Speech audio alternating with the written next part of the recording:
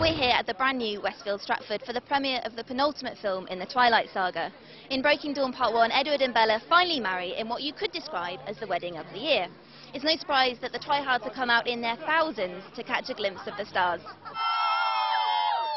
I think there's 3,000 fans here tonight. You had a massive premiere in LA. Have you been really enjoying that part of it as well? I love it. It's like the most interactive relationship between fan base and movies I think I've ever known. And right from the beginning, I was in touch with fans, and they had like a lot of interesting things to say, like, don't water this down. It's a crazy book, and make it just as crazy in the movie. What was it like when you watched the finished film for the first time with all the effects and kind of seeing Kristen in that way, really? It's quite scary. I remember walking onto the set, and because her body was a dummy, and it was looking with this huge, oversized pregnant belly and these tiny, her body was just obvious that there was no way to live like that. And it just had Kristen's head on the top, like she could move her head around.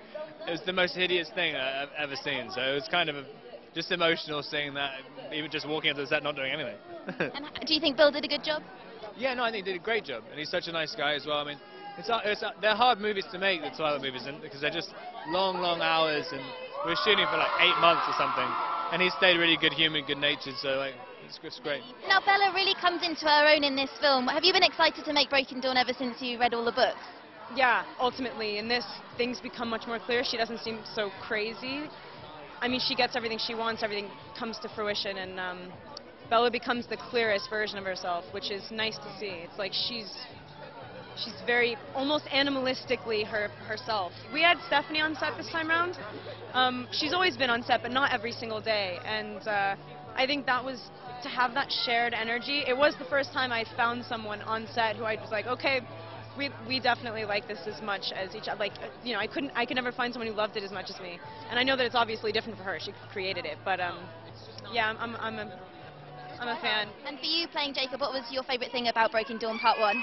I mean, for Jacob specifically, he goes through an incredible journey in this one. He starts out the movie as the same Jacob we've always seen, but by the end of it, he really has, become a man, and he's forced to deal with a lot in this one.